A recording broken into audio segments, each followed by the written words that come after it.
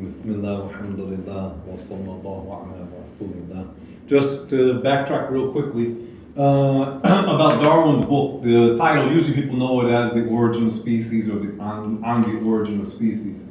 But the full title is On the Origin of Species by Means of Natural Selection or the Preservation of the Favored Races in the Struggle for Life.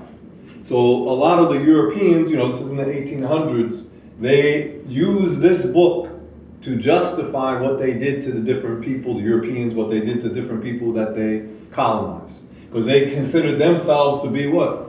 The favored race. They were the most technologically at that time, they were the most advanced people. So, because we know religiously, technology is not a proof for what? Guidance.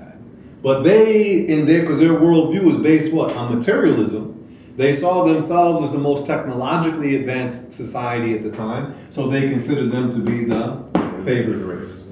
We know, even look, at the time of the ancient pharaohs, they were what? Advanced in technology. Did that make them guided? No. These people today, this place, advanced technologically, does that make them guided?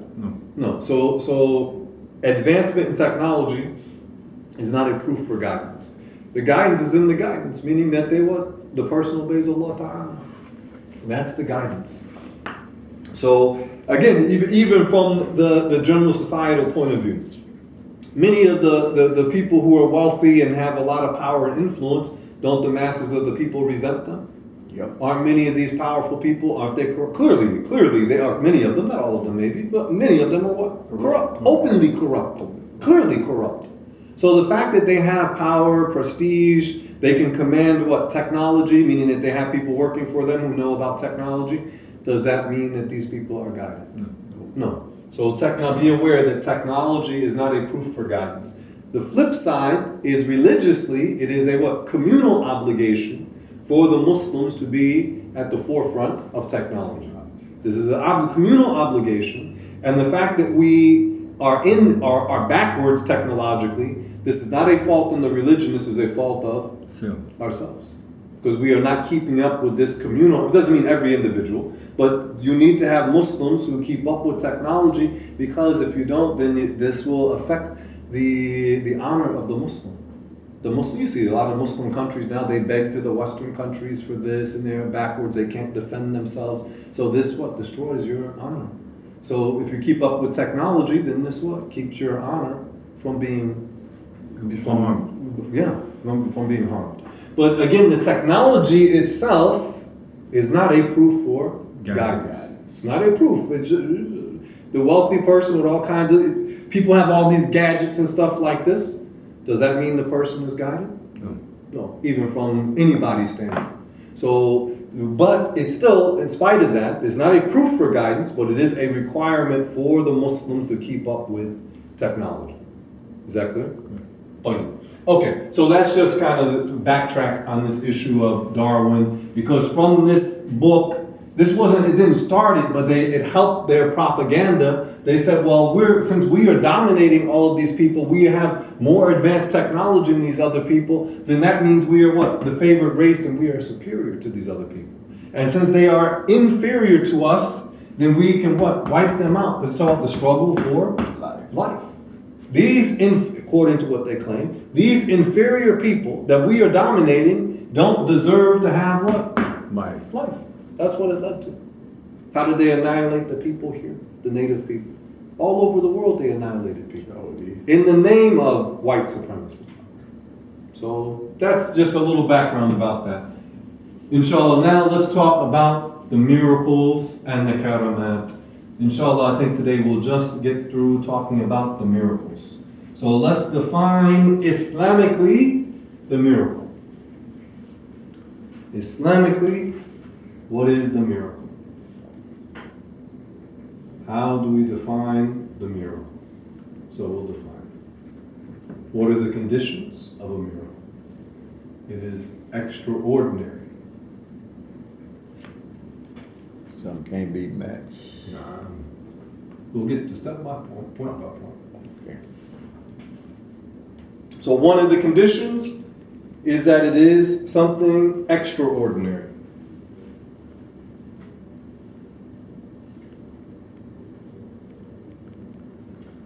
for the case of the Prophet sallallahu alaihi wasallam, he used to give his speech, and he would stand and he would like lean against a tree. And then the companions, they said, well, we'll build a platform, a mimbar platform for you, and you can speak from there. So then the next week he went on the mimbar, the people could hear, it could be heard, that the tree started making the sound of crying. So this is it normal that trees make the sound of crying? Nope. No. So this is something what? Extraordinary. Second condition, perform by one who claims prophethood.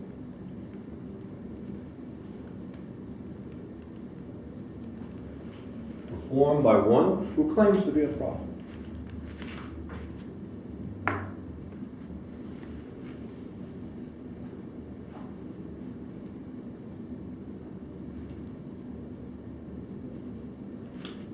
So you will find some of the ultra-righteous Muslims, some of the walis, that they do, we mentioned the other term, they do what? Qurans. It is something extraordinary that they do. They are ultra-righteous Muslims. They do these extraordinary things, but they don't claim for themselves prophethood. Like Imam Ali, the fourth of the caliphs, that in one of the battles, he picked up the gate to the fortress and he used it as a shield. And then after the battle, I don't remember, maybe it was like 8 men, they tried to lift it up, they could not lift it. But he was using the gates for the fort. In the old days, you know how they're not doors. You know, a door is a real door, not these little fab. You work housework. Mm-hmm. Those old doors in the old houses. One door is what? Solid oak, man. It's heavy. Can you pick it up? Yeah, a door. It doesn't look that heavy because it's on the hinges. Well, mashallah, that in these little apartments now the doors, But the old doors is heavy. Solid. Yeah. So what about the gate to the fortress? So he picked it up and he was using it like a shield. Later, I think maybe it's 8 or more men, I don't remember, they couldn't even lift it. So this ability that Allah gave him in that battle, this is a Quran. But Imam Ali, so it's what? Extraordinary, but he did not claim prophethood. Okay? So a miracle has to be extraordinary. And what? It is performed by one who claims to be a prophet.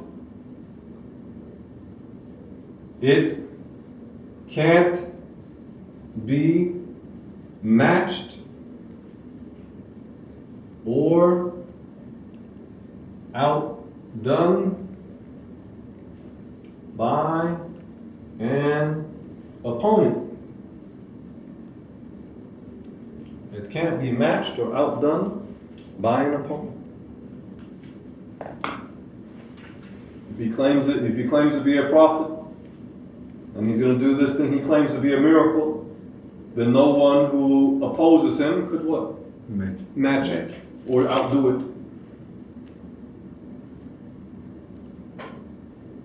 So this is a case, for instance, with what? With the Prophet Moses versus the sorcerers. The ancient Egyptians, they were adept in what? Sorcery. Remember we said that's something they took what pride in their society. They were adept in the science of sorcery. So then they challenged, Prophet Musa alayhi salam was challenged over the sorcery issue. So those sorcerers, they had ropes, they threw them down and they did some sort of optical illusion. It affected the people and it made it look like they were what? They were moving. And then Prophet Musa alayhi salam threw down his staff and it became an actual snake. So what happened there? There was a what? Challenge. And what Prophet Musa did was beyond what those sorcerers could do. And when those sorcerers witnessed that, they what? Embraced Islam. They became Muslim. Even though the Pharaoh was saying, how can you do this? And he threatened them with death. They still what? Chose Islam over the falsehood of Pharaoh. And the last condition was extraordinary, performed by one who claims to be a prophet. It cannot be matched or outdone by an opponent. And what's the last one? Happens the way that he says. Happens the way the prophet says. he says a prophet says. I mean, he, the prophet, He says it will happen.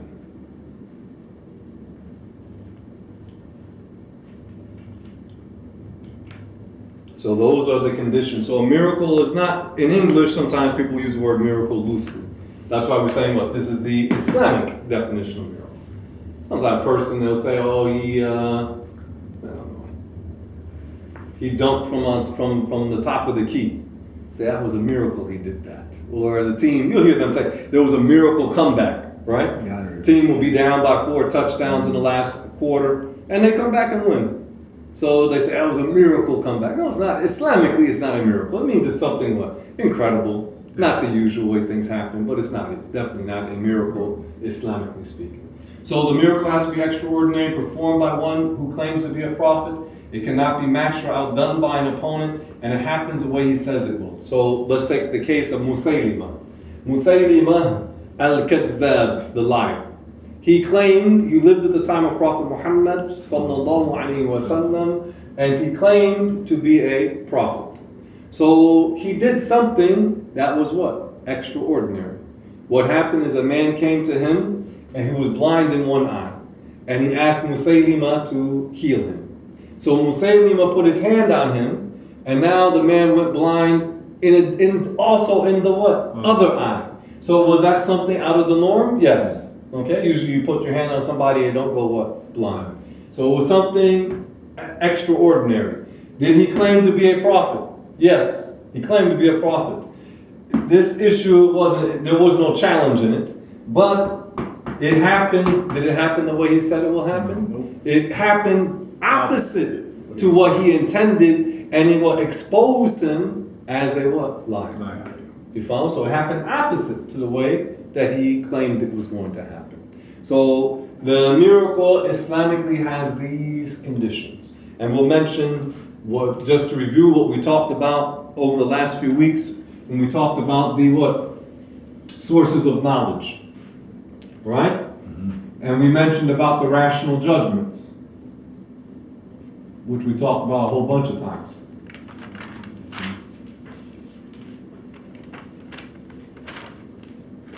But it's always good to review. The first of the rational judgments, the rational necessity, refers to Allah and His attributes. Why do we say yes? No. So the rational necessity refers to Allah and His attributes. Then there is the rational impossibility, something that does not have the potential to exist. Like a what? Square that is a circle. Impossible. Can it be? If it's a square, then it's not a circle. If it's a circle, it's not a square. Then there's the what? Rational possibility. And we said what about the rational possibility? Something the mind, the intellect says, has the potential to exist. And we said it includes what? The customary and the what? Uncustomary.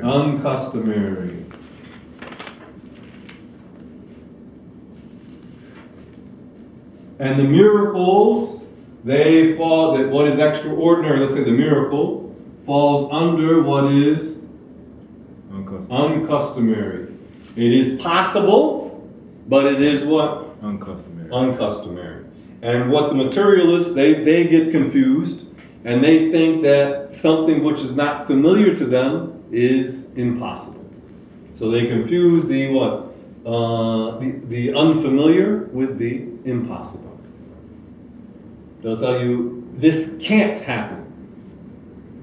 It doesn't contradict the judgment of the mind. It's what? It's possible. If it doesn't contradict the rules of the religion, it's something what? Possible. Now, whether it's actual or not, that's something else. But the miracles, they fall under the category of what? Being possible, but they are what? Uncustomary. In particular, uncustomary, meaning what? Extraordinary. Inshallah, let's stop here. And we'll pick up next week bi'idhnillahi ta'ala on this topic. Walhamdulillah wa sallallahu ala rasulillah.